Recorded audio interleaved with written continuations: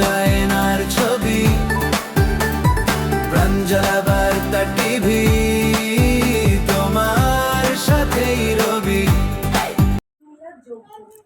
আমরা সবার আগে কিন্তু আমাদের 5টা ব্রত কিন্তু আলাদা করে করতে লাগে না। আমরা নিয়মিত ইষ্টভীতি পালন করি, তো আমাদের ইষ্টভীতিটা অতি অবশ্যই কিন্তু পালন করতে হবে। আর সন্ধ্যায় প্রার্থনা সুন্দরভাবে আমাদের প্রতিনিয়ত করতে হবে। তো বড় মা এরকম ছিলেন, একটি কাপড় বড় মা কিন্তু পরা আছে, কিন্তু ভীষণ সুন্দর, মানে তার অঙ্গটা পুরোটাই ঢাকা। তাহলে মা কেমন হবে, মা কেমন হওয়া দরকার? মা কথাটা এসেছেই কিন্তু মাপ থেকে, পরিমাপিত মাপ, মাপ থেকে কিন্তু মায়ের কথাটা এসেছে। তো আমাদের রক্ষা কবচ কিন্তু আমাদের এই ইষ্টভীতি। আমরা যদি নাম ধ্যান বেশি বেশি পরিমাণে করি, বড় মা বলছেন যে আমাদের এই যে রান্না করছি, আমরা রান্নাটাও যদি নাম ধ্যান করতে করতে করি, ওই ওই মধুর মতন রান্না হয়, ওষুধের মতন কাজ করে। ওই রান্না যে বা যারা খাবে তারা কিন্তু পুরো সুস্থ থাকবে, কারণ তো নামের রান্নাটা হচ্ছে ঠাকুরের নাম নিয়ে। ঠাকুর বলছেন নাম করে করে যদি রান্না হয়, ওই রান্না মানে অমৃত হয়ে যায়। আর কেন রান্নাটা যেমন তেমন ভাবে করা যায় না, রান্নাও কিন্তু একটা শিল্প। বড় মা বলছেন ঘাটে পুকুরে কলে বাজারে অবসর সময় নাম নষ্ট করে সবার মধ্যে কিন্তু একটা গুণ দিয়ে দিয়েছে, কিছু না কিছু সবার মধ্যে কিছু না কিছু আছে। সেই একটু কিছু যদি থাকে, আরেকটু কিছু কিন্তু বড় মার নাম করতে করতে এসে যায়, অটোমেটিক এসে যায়। কারণ কি, আমরা কিন্তু নামটা পরিমাপ করে যদি করি, যে উঠতে বসতে চলার পথে, ঠাকুর বলছেন আলাদা করে নাম করতে লাগে না, চলার পথেও নাম হয়।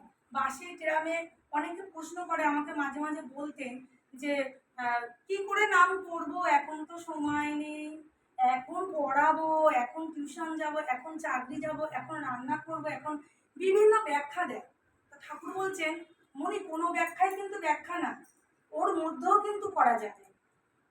নাম অনবরত চলবে, বীজ নাম, শরীরে নাম যদি চলে, শরীরে কিন্তু মানে একটু একটু করে ওই নামের কোর্স যখন বাড়বে, আমাদের রক্তের কোর্সগুলো তখন তাজা হয়ে উঠবে, আমাদের বুদ্ধি সঞ্চয় হবে তখন। তো এইরকম ছিলেন বড় মা। তো বড় মার কথা তো বলে শেষ হবে না, তো আমি বলছি বড় মার আর একটা কথা। বড় মা খুব ঠাকুরকে ভালোবাসতেন। কেমন করে ভালোবাসতেন, একদিন বড় মার কাছে ঠাকুর এসে কাছ থেকে এসে বলছেন, বড় বউ আমাকে একটু খিচুড়ি খেতে দেবে, হবে? বড় মা এক কথাতে বললে হ্যাঁ।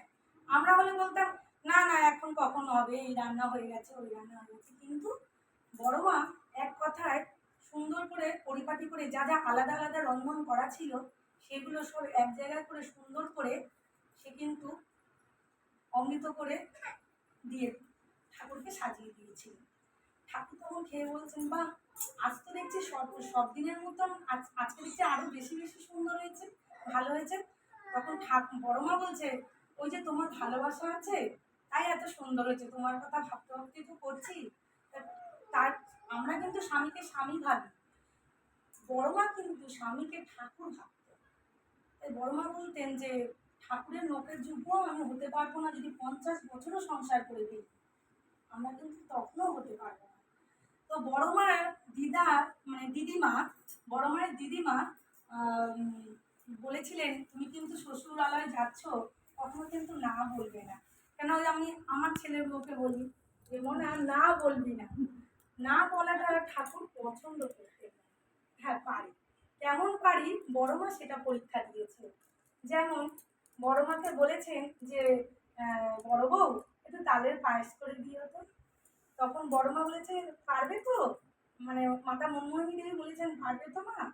তখন বড় মা বলছে হ্যাঁ পারবে, আমি করতে পারবো। তখন বড় মা তখন কি করেছেন, ওই বড় বড় গোটা গোটা তালগুলো দুধের মধ্যে দিয়ে দিয়েছে, দিয়ে পায়েস করে গোটা গোটা তাল সমেত ঠাকুরকে পরিবেশন করেছে। করার পরে তো যখন খেতে দিয়েছে শাশুড়ি মাকে শ্বশুরকে, তখন বলছে যে দেখে তো হাসছে, বলছে কি মা খুব সুন্দর পায়েস হয়েছে। তখন বলছে বড় মা, তখন বলছে যে না তো বলিনি, পারবো তো বলেছে, করেছে তো, চেষ্টা তো করেছে, না তো বলে পিছিয়ে যায়নি। এইরকম ছিলেন আমাদের বড় মা। আবার বড় মা সাহসিকতাও দেখিয়েছে।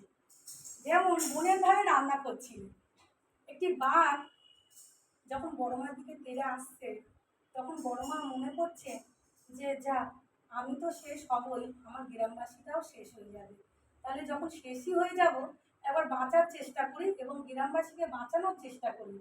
তখন বড় মা একটি উনান থেকে জ্বলন্ত কাঠ বের করে বাঘটার মুখে ছুঁড়ে দেয়। তখন সে ভয়েতে বাঘটা পালিয়ে যায়।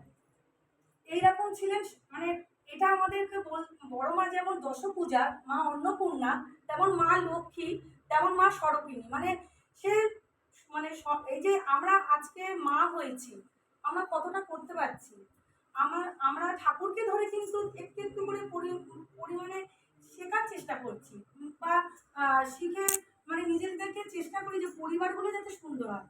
একটা পরিবার যদি সুন্দর হয়ে যায়, আর একটা পরিবার সুন্দর হবে, আর একটা পরিবার সুন্দর হবে, এই করতে করতে পুরো গ্রামবাসী সুন্দর হবে। তো আমাদের বড় মা ছিলেন মানে নয়নের মণি, মানে এরকম ছিলেন বড় মা।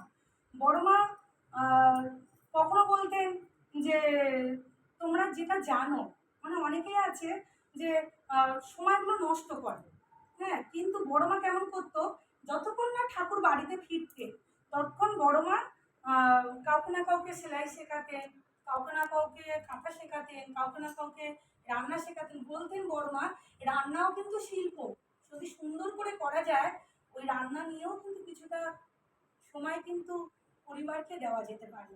সুন্দর করে পরিবেশন করে রান্না বান্না করা হয় না, এখন তো রান্নাঘর আছে, আমরা তো দেখি টিভি খুলে, এখন যদিও সময় পাই না, মাতৃ সম্মেলন করি আমরা সবাই। তো এইরকম ছিলেন আমাদের বড় মা। বড় মা কিন্তু অষ্টগুণ ছিলেন, যেমন নিষ্ঠা, ধর্ম, সুরসা, সেবা, সংলগ্ন, সাহায্য, প্রেরণা ও জনন। আটটা কিন্তু বৈশিষ্ট্য মার কাছে আছে। মা কিন্তু বিলিয়েছেন আমাদেরকে, আমরা কিন্তু নিতে পারছি কতটা সেটা কিন্তু জানি না, কিন্তু সর্বদা চেষ্টা করি এই মানে কিছু না পারি, নিষ্ঠার কথার শব্দ মানে সদাচার, নিয়ম মেনে চলা।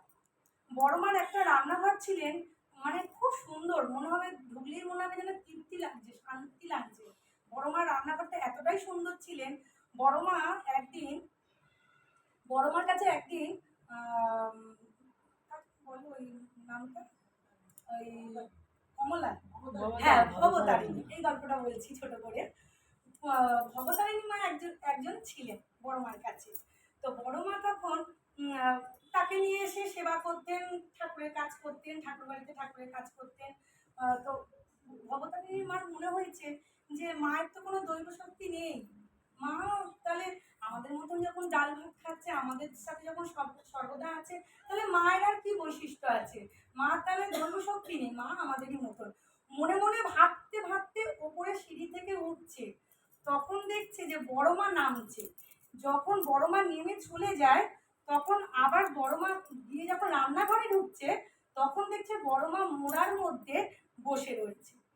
তখন ওই বসে থাকা দেখে যে মা নিচে নেমে গেল, আবার মা কি করে উপরে বসে থাকলো, ও সঙ্গে সঙ্গে অজ্ঞান হয়ে পড়ে যায় রান্নাঘরে। তখন বড় মাও একটা লোটা করে মানে ঘটি করে জল এনে চোখে মুখে দেয়, দিয়ে বলছে কি হয়েছে মনি? বলছে না মা, আমাকে ক্ষমা করে দাও, আমি ভুল ভেবেছি, আমাকে ক্ষমা করে দাও, তুমি জগৎজননী বড় মা, তুমি জগতের বড় মা। এরকম ছিল। আর এখন প্রবীণ দাদা বলছেন যে তোমরা কিন্তু মাতৃ সম্মেলন করো যা করো, কিন্তু নতুন নতুন মানুষগুলোকে সুযোগ করে দাও, যারা পারে না, যারা পিছিয়ে রয়েছে।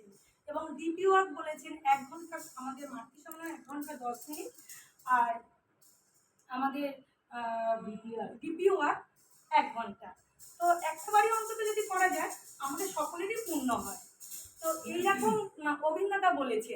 আর আচার্যদেব বলছেন ভালোবাসা কেমন হয়, ভালোবাসা এমন হবে যে বিশ্বজগৎ চেয়ে রবে। কেমন ভাবে ভালোবাসা, আমার বুকে যদি একটা ফোঁড়া হয়, আমার পরিবারকে আমি কেমন ভাবে সময় দেবো? আমি কি ওই বুকের ফোঁড়াটার জন্য কি এরকম ব্যাখ্যা করব যে আজকে তোমাকে খেতে দিতে পারবো না, আজকে আমি এই কাজটা করতে পারবো না, আজকে আমি এখানে বসে থাকবো, আজকে আমি শুয়ে থাকবো, এটা কিন্তু আমরা কোনো মা করতে পারবো না। আমরা কি করব, যত বুকে ব্যথা হোক আমরা কিন্তু দায়িত্ব নিয়ম নিষ্ঠাভাবে পালন করব। এবং কোনো মা যদি জ্বরে আক্রান্ত হয়ে যদি বিছানায় শুয়ে থাকে, যদি তার সন্তান এসে বলে যে মা আমায় খেতে দাও, তাহলে কি করব? তাহলে কি সেই বাচ্চা না খেয়ে থাকবে? মা যতই জ্বর হোক কষ্ট পাক, তাও কিন্তু মা কিন্তু তার মুখে কিছু না হলেও তুলে দিবে। তাহলে মা হতে পারে সে। আর মা, আমরা যখন সন্তানকে মা ভাবছি, আহ, উম, উম, আবার বৃদ্ধ বয়সে যখন বাবা মারা যখন বয়স হচ্ছে, তারাও কিন্তু সন্তান রূপেই চলে আসছে। তখন কিন্তু তাদেরকে ওই সন্তানের মতনই, যত বুকে ব্যথা থাকুক যন্ত্রণা থাকুক, তাও কিন্তু সেবা যত্ন করছি। কারণ কি, এটাই আমাদের বড় মা শিখিয়েছেন। কেননা আমরা সর্বদা যদি ঠাকুরকে নিয়ে থাকি, আমরা কিন্তু সত্যি ভালো চলতে পারবো। ঠাকুর যেমন ছিলেন, ঠাকুর কেমন ভালোবাসা বলতেন। একটা ভক্ত, ভোলা বলে ভক্তর নামটা ভোলা, সে বলছে না, ঠাকুর বলছেন যে মানুষের মধ্যেই ভগবান আছে, আর ভক্তই হলো মেন ভগবান। ভক্তকে কিন্তু কষ্ট দেওয়া যাবে না। আমার পেটে হয়তো অনেকটা বিদ্যা আছে, আমি শিক্ষিত, আমি পড়াশোনা জানি, কিন্তু আমার মা বৃদ্ধাশ্রমে, আমার বাবা বৃদ্ধাশ্রমে, আমি পরিবারের কাউকে দেখছি না, আমি পরিবারকে কাউকে চাইছি না। তাহলে কি আমি যে মাতৃত্ব, এই যে তুলি দিদিভাই বলছিলেন মাতৃত্বর কথা, তাহলে কি আমার মাতৃত্ব জাগলো? নাই হোক, আমার গর্ভে নাই সন্তান আসুক, আমি তো সন্তানের মতন তাদেরকে তো আঙুলে ধরে রেখেছি বুকটার মধ্যে। তাহলে তাদেরকে তো আমি তো সেবা দিচ্ছি, তাহলে তারাও তো আমার সন্তান। এই যে মাদার টেরিজা ছিল, ও কি মা ছিল? মা হয়েছে তো, কিন্তু জগৎ তারই তার মা হয়ে গেছিলেন, সে তো মা হয়েছে। মা এমনই হবে, মা এরকম হবে যে আমাদের মা, একটা মাকে দেখলে 10টা মা যাতে জেগে ওঠে। আমাদের আচার, আমাদের ব্যবহার, আমাদের আচরণ, আমাদের পোশাক, আমাদের এমনভাবে চলন হবে যাতে আমাদের লোকে ভক্তি করতে পারে। যাতে এমনও হয়, এমনও আমি নিজের বলছি একটু কথা, আমি কিন্তু ঠাকুরকে পেয়েছি, আমার আজকে এই মা আছে, এই মা কিন্তু আমার গুরু শিক্ষা বলতে গেলে। আর আমি আজকে ঠাকুরকে পেয়েছি, আমার সিপাহী দাদার আশীর্বাদ আমি একটু পেয়েছি, এবং আমি বৌরানীমার দেওঘরের আশীর্বাদ পেয়েছি। আমাকে একদিন বলেছিলেন বৌরানীমা, যে এরকম বলেছিলেন যে তোমাকে আজকে খুব মিষ্টি দেখতে লাগছে মীরা, আর তোমাকে তো ভগবান তৈরি গলা দিয়েই পাঠিয়েছে, তুমি শুধু গেয়ে যাও। আমি বলেছিলাম আমি কি পারবো? আমি তো পারি না। বলছে পারি না আবার কি, তৈরি গলা ভগবান দিয়ে দিয়েছে, শুধু গান গেয়ে যাও। এরকম করে আমাকে আশীর্বাদ দিয়েছিলেন। যখন আমি যখন ওই কথাটা শুনেছি, আমি তখন ঝরঝর করে কাঁদছি, আর আমার এই মাকে ফোন করেছি যে মা যেন আজকে এই কথাটা আমাকে বলেছে। এই এই যে আমার কি পাওনা, এই যে আমার কি আশীর্বাদ, বলা যায় না। আমি ভোলার গল্পটা বলে শেষ করবো এখানে, ছোট করেই বলার চেষ্টা করছি। ভোলা একদিন ঠাকুরের কাছে সেবা দিতে দিতে ঠাকুরের মনে হয়েছে তাকে পরীক্ষা করবো, দেখি সে আমায় কেমন ভালোবাসছে। তো সে লাস্টের দিকে আছে, আমরা এরকম করি না, হাঁকড় বাকড় করি, সামনে বসবো সবটা নিজে করবো, এরকম একটা আমাদের মানে মনের ভিতরে ভাব। সামনে বসলে ঠাকুর আমাকে দেখতে পাবে, পেছনে যারা আছে তাদেরকে ঠাকুর দেখতে পাবে না। অনেকের ভাবনা এরকম চিন্তা আছে। তো ঠাকুর বলছেন ওই যে পেছনে ভোলা দাঁড়িয়ে আছে, ওকে ডেকে নিয়ে আসো।